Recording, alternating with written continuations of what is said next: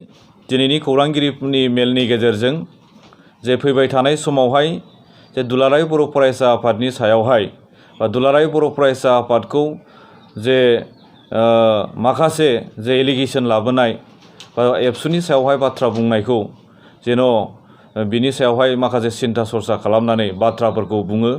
आं बेखिनिखौनो बुंनानै दिनैनि खौरांगिरिफोरनि जे मेल बे मेलखौ बेयावनो दोनथ'नाय जाबाय। बेलायावहायबो एबसुनि आफादगिरि हिसाबै खालामनाङामोन, बे खालामनायनि थाखायनो दिनै फैदों बा गुबुननियाव जे खुंथायखौ माने लाबोनो नागिरनाय दिनै बेबायदि मोनसे अभिजितखौ बिथाङा बुंदों।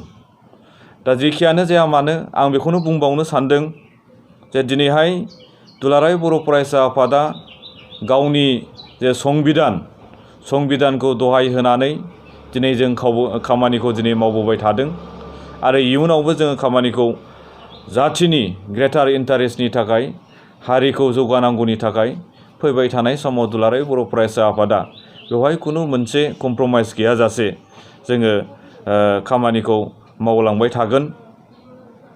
दा आं बेखौनो बुंनो लुबैबावदों जे बिथांनि सायाव जे माखासे अभिजित फैदों जे दनेस्वर गयारि बारग' इएमनि सायाव जे माखासे जाख्ल'नाय माखासे कारापसननि, दा बेवहाय बिथाङा जुदि गावनि जाख्ल'नायनि सायावहाय बुंनांगौ दङब्ला रायजो राजाफोरनि सिगाङावहाय बा रायजो राजाफोरनि माने सायावहाय थन्न' थनै बाथ्राफोरखौ बुंथों।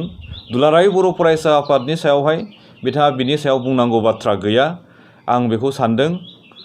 दा डेम'क्रेसिखौ बा डेम'क्रेसिनि सायावहाय दुलाराय बर' फरायसा आफादा फोथायनाय दङ आरो मोनसे गोथौ बिसास दङ। दिनैनि थासारियाव बिटिसि ओनसोलाव थानाय गासै रायजो राजाफोरनि जे सिन्था धाराया मोनसे परिबर्तन, मोनसे सोलायनाय, दिनै मोजां मोनसे खुंथाय, गुड गभार्नेन्स आरो मोनसे मोजां एडमिनिस्ट्रेसनखौ दिनै रायजो राजाफ्रा लुबैदों, जेराव जे रायजो राजानि सरकार बेवहाय जाख्ल'नाय गैयै, करापसन गैयै मोनसे मोजां खुंथायखौ दिनैहाय लुबैदों। दा दिनै बिटिसि रायजो राजाफ्रा बेखौ हास्थायनानै दङ। गिबियावनो क'क्राझार जिल्ला दुलाराय बर' फरायसा आफादनि जानानै आफादारि गाहाम हामलायनायखौ जासिहरग्रोदों।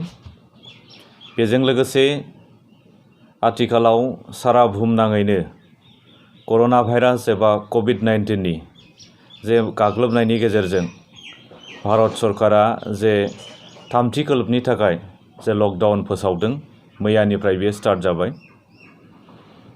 दा बिटिसि ओनसोलजों लोगोसे सारा आसामाव थानाय गासै रायजो राजाफोरखौ कभिड-19नि जे गाइडलाइन बायदियै सरकारा जे माखासे रुल्सफोर होदों, बे रुल्सफोरखौ मानिनानै सोलिनो थाखाय बा कभिड-19निफ्राय जोंनि ओनसोलाव जेन' जोङो उदां जानो हायो, बिनि थाखाय क'क्राझार जिल्ला दुलाराय बर' फरायसा आफादनि जानानै गासै रायजो राजाफोरखौ फिन खनसेबाव खावलायदों।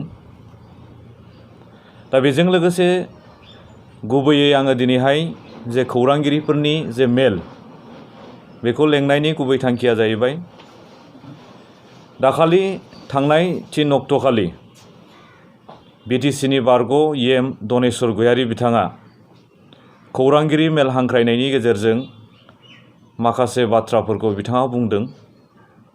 बिनि सायावनो क'क्राझार जिल्ला दुलाराय बर' फरायसा आफादनि बिबानगिरि हिसाबै माखासे बाथ्राफोरखौ क्लियारिफिकेसन बा स्पष्ट खालामनांगौ दङ, बेखौ नोजोर लाखिनानै आङो बेवहाय बाथ्राफोरखौ बुंनो थाखाय सानदों। जे बिथाङा आथिखालनि दुलाराय बर' फरायसा आफादनि आफादगिरि दिपेन बर' आरो दुलाराय बर' फरायसा आफादनि सायावहाय माखासे बाथ्राफोरखौ बिथाङा बुंदों। जे बिथाङा बुंदों जे दुलाराय बर' फरायसा आफादनि सासे बिबानगिरि, सासे मावथि जुजारु हिसाबै जे बिटिसि सुक्ति, बिटिसि गोरोबथानि हेंथायै बाथ्रा बुंदों, हेंथा खालामदों, बे बाथ्राखौ बिथाङा अभियोग लाबोदों। दा दुलाराय बर' फरायसा आफादा बर' हारिनि माहारियारि आफाद। जोनोम जानायनि उननिफ्राय बर' हारिनि थांनाय थैनाय थामोन्थानि फारसे दुलाराय बर' फरायसा आफादा गुबुन गुबुन आयदाखौ लानानै जे समग्र रायजो राजाफोरनि थाखाय जे दिनै खामानि मावबोदों रायजो राजाया दिनै मोनथिगौ। दा दुलाराय बर' फरायसा आफादखौ BEC सुक्तिखौबो हेंथा खालामदों, BTC-खौबो हेंथा खालामदों। बिथाङा बुंदों जेराव BEC-खौ दुलाराय बर' फरायसा आफादा 6 बोसोर गोलाव आन्दलन खालामनायनि गेजेरजों सोमावसारनायनि गिबिसिन फिथाइ हिसाबै 1993 मायथाइनि 20 फेब्रुवारियाव BEC-खौ सुक्ति खालामदों रायजो राजाफोरखौ लानानै। बेवहाय एबसुआनो सुक्ति खालामदों आरो बेवहाय एबसुआनो बेखौ हेंथा खालामनायनि खुनु मोनसे बेवहाय जानो हाया। BTC-आवबो दिनै दुलाराय बर' फरायसा आफादा थोंजोङै एबा खेंस्लायै BTC गोरोबथायावबो दिनैहाय दुलाराय बर' फरायसा आफादनि बिहोमाया दङ।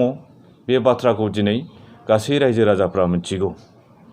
दिनै बिथाङा बुंदों जे दुलाराय बर' फरायसा आफादनि सायाव दिनै दुलाराय बर' फरायसा आफादनि बिबानगिरि हिसाबै जे एरियाखौ फाननानै जानायनि बाथ्रा फैदों बा बर' रायजो राजानाव जे बिनि सायावहाय निमाहा बिनांगौ होननानैबो बिथाङा माखासे बाथ्राखौ बुंदों। दा गभर्नर खुंथायनि बेलायावहायबो बिथाङा बुंदों जे जों मिथिगौ BTC-नि जे बिसायख'थि थांनाय 4 एप्रिलावनो बियो खुंजानो गोनांमोन, नाथाय कर'ना भाइरास एबा COVID-19नि जे साग्लोबसारनाया जिहेतु बारा जादों, बेखौ नोजोर होनानै लकडाउननि थाखाय आसाम इलेक्सन कमिशनारा बेखौहाय इनडेफिनिट समनि थाखाय जे बेखौ दोनथ'नाय जादों।